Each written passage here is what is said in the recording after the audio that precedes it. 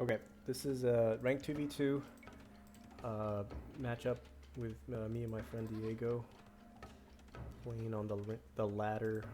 I am Vietnamese in the yellow, and he is Portuguese in the pink. And we're up against pretty good combination Persians and Britons. So Britons obviously being the archer civ for the opponent, and Persians being the cavalry, camel, do-it-all civ on their end. So the reason we picked Vietnamese and Portuguese is because they have very interesting synergistic team bonuses, which I think works well in a team game.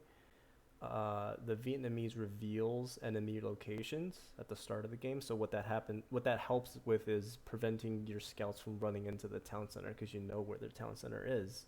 And the Portuguese shares the vision with the entire team. So this means that you don't need to mark it to see what your team sees. As you can see here, it doesn't feel like you're playing in the dark. It very much feels like, you're playing together. And I think what our go-to strategy here to open is, obviously do the standard Dark Age stuff, but as soon as we get all our starting resources, the sheep, we know where the two boars are, we found our main and side golds and stones and whatnot, we would go right to the opponent, because we know where they are, and try to either catch a unloomed villager, or even if they are loomed, because we have two scouts, and if we combine our two scouts together and just kind of roam around the opponent's base, it's very, very aggressive, and just kind of can really help take advantage of some picking off one or two vills early game and just messing up their build order. And our team rating isn't very high right now, so like we're playing against people that are like below our elos in 1v1, but this game is still going to kind of showcase kind of what the point of this is and how it works, and we made it work pretty well for us, I would say, in this game. So see that shortly. So we're just Dark Age is very standard, just trying to do our build orders. I'm going for a man-at-arms build order, and Diego with 3 on wood is going for scouts. So in Feudal Age, usually try to do something along with like scouts and archers. Those two unit types are very strong, and they complement each other by covering each other's weaknesses. Archers being strong against spears, and scouts being strong against skirmishers. So the name of the game is always trying to keeping your forces together, not sacrificing too much of your micro. Here you see us pinging each other. You see both of our scouts just kind of hanging out, just roaming around, trying to find damage, right? Finding where the opponents are. The opponent actually loomed, but we picked off. Here we go. We found an unloomed villager. We found a weak villager, not an unloomed villager. So we picked them off right away, and then now we're just roaming around the base, and trying to look for damage. Like one scout loses one-on-one to a villager, but 2 scouts win against a villager, and it could just be super annoying, keeping his attention and messing up his build order. Meanwhile at home, we're just doing our own standard thing. So I will comment that neither me nor Diego kind of had the ideal build order, I guess. You can see here he is going something like 21 pop scouts. He's transitioning to the 5 on lumber. He's got a good build order on there. There's the 4 on the berries, and then building the barracks on the way up. So this is again very standard build order. I actually kind of messed up a little bit. I took one more vill than I actually needed. But I'm doing a man-at-arms into archers. So you see the guys on gold. And I should be queuing up militia anytime now. There it is. And in the meanwhile, both of us are trying to understand where the enemies, what points to hit, right? So the Briton player is actually walling up. That's actually good on him. He knows I have a weak scout because we took a fight against a villager earlier, so that's not going to do too much. And so my goal was just to be enough of a distraction here to deal some damage, you know, and the more, like, as long as we prevent them fully walling in, which is very hard to do by early feudal, you would have to commit so many villagers to do that. We can break into their base and do some damage, and so here comes the damage. So I'm gonna slow it down here, just because this game is not. Diego actually lost a scout to the opponent's spear, probably not paying too much attention, and then I was a little bit late getting my third man at arms out, or I guess I had a third man at arms, but he went like the wrong way. But anyway, look at all this damage that we're dealing economically, though. So we pushed them off wood. They're having to put completely relocate their villagers. They've lost a couple vills now, and you can see the blue players 21 vills to our 26, 24, 27. So they're pretty far behind. And green is, in theory, I don't know why Diego made a militia. This must be a misclick. That's hilarious, because this militia is going to die to a wolf and the opponent's scouts. And Diego's now just going to be counterattacked a little bit by green, but we're keeping the pressure up here. The Briton player's completely lost control of gold, which means he can't make archers. Right? He's walled in his gold here. He's got an outside gold, and then he this is never a good idea to build your wall so close to your main gold, because it can be hit by archers. But anyway, so Diego's getting hit as he's trying to wall. That's okay. 2 scouts won't do that much damage, and we've put the net damage we've dealt to the blue player is so much more than the amount of damage that green can inflict. Now, the bad news is we've had some idle time. All of us have had some idle time. The green player had, it might be actually no. They have a faster working TC, so maybe that's not all idle time, but probably a little bit of idle time on our parts to be 3 vills behind. But yeah, Persian's a strong civ for that reason, for their faster working TC starting in feudal age, I believe. Yeah, 10% faster feudal, and that adds up over time. But here's Diego getting hit. He might lose a vill here. Yep, he's gonna lose a vill. He's got to relocate his spear, and here we are trying to just continue to look for damage. Here a town bell here. Always gotta get these guys on stand ground, and ideally on the box formation to deal good area of attack damage, and then just try to avoid getting walking into a stupid like town center or something.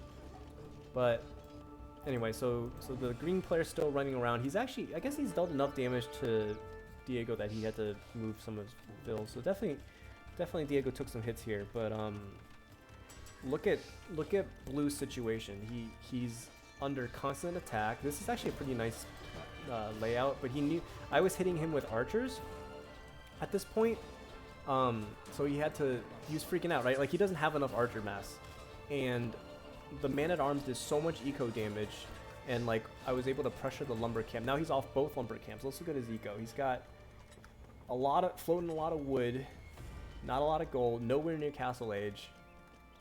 Look at our ecos. I'm on my way to castle age like right after this, and Diego just clicked up to castle age as well. And then in theory, the Persian player, yep, he's also up to castle age because he took no damage, right? He's got a sort of like a free feudal age that he worked on. And so when we saw that blue had archers, and I clicked up to castle age, you know, usually when you click up is when you're most vulnerable. My focus was just kind of getting the economy balanced, getting it ready for the transitions, and then getting the research upgrades. And what do? We hit the next guy. We hit the guy that is sort of more exposed, right? Because Diego went scouts, it's likely that green goes a couple of spears, and this is all about keeping your units together. Archers kill spears, and I've teched into crossbow now. Now the thing is, crossbows kind of die hard to knights when they're low number, so here's a good engagement where Diego kind of distracted the opponents enough, and look at how many vills this guy lost in the act of getting his town center up. It was not great. And he's going 3 TC here. Not the ideal situation when you're open like this and you know opponents are trying to do damage. Now, like, because the Persian economy was pretty good and he was untouched, he can definitely like build some scouts, but he's actually pushed off gold here. So, or excuse me, I meant knights earlier, but because he's pushed off gold, what can you do with all his extra food? Nothing, right? You have to get a market and sell it or something. But so this is a situation where he tried to do Dark Age scouts, or sorry, Feudal Age scouts into 3 TC boom, without sort of regard that his opponent was getting wrecked at home. Maybe because he couldn't see that when he had a market. But the point is, now he's pushed off gold. He can't really defend himself. Even if he's got the second TC here, he's got to build a market now to alleviate the pressure on his economy. So anyway, again, this just goes to show sort of really the strength of this build that we did. And at this snapshot in time, even with his 2 TCs, he lost so many villagers trying to build his town centers. He's at 24, there you go, 24 villagers. He lost a couple here, he lost more here. And just so much eco damage. Blue has stabilized a little bit, but they're both behind, as you can see. And me and Diego are both 2 town center booming here. I'm going 2 town centers with fast ballistics. Or not fast, I guess, but I know I need to get ballistics as archer civ because I'm going to fight against Britons and they got the range. It just doesn't make sense to ever not get ballistics if you anticipate any archer battles. And then we're just doing a mini boom, right? 2 town centers because we got to put the military pressure on. So let's keep watching. We're keeping our opponent. Look, his Green's eco is just not working. He's got some working here, I guess, but his farmers are not working. He's not got no gold access. Our ecos are completely untouched at home so far, so they're just stuck defending. Now, Britain they're here. The Britons have showed up, and they can be pretty obnoxious, honestly, because of how strong their archers are with the extra range. But the thing is, with both of our armies here, he's not going to be able to do that much damage. I actually was trying to micro too much here. It was kind of silly. I know that you can't really micro against Britons. You kind of have to walk into them, I think. Or rather, kind of micro forward. Otherwise, he's just going to pick off my guys one by one with his superior range. But anyway, Green is just dead eco-wise. Just completely. He's got a couple knights here. And we're actually thinking about Imp at this point. Diego, I think, is close to having the resources. I guess not quite. I actually went overboard on gold. 32 on gold is nuts. I was not doing a good job here. Some of these guys should be farmers or going on stone for a castle drop or something. But once we saw that a lot of the attention sort of came here, meaning blue came here to help, and green was starting to build more knights and whatnot. We were like, all right, let's not fight this anymore because this will be a losing battle. Let's just sort of completely pivot our attention. And so Diego went in for the counterattack here. Again, we know we're ahead. These guys are going 3 TC, which is the wrong play. They should probably be going 1 TC all in because they took damage and they need to catch up.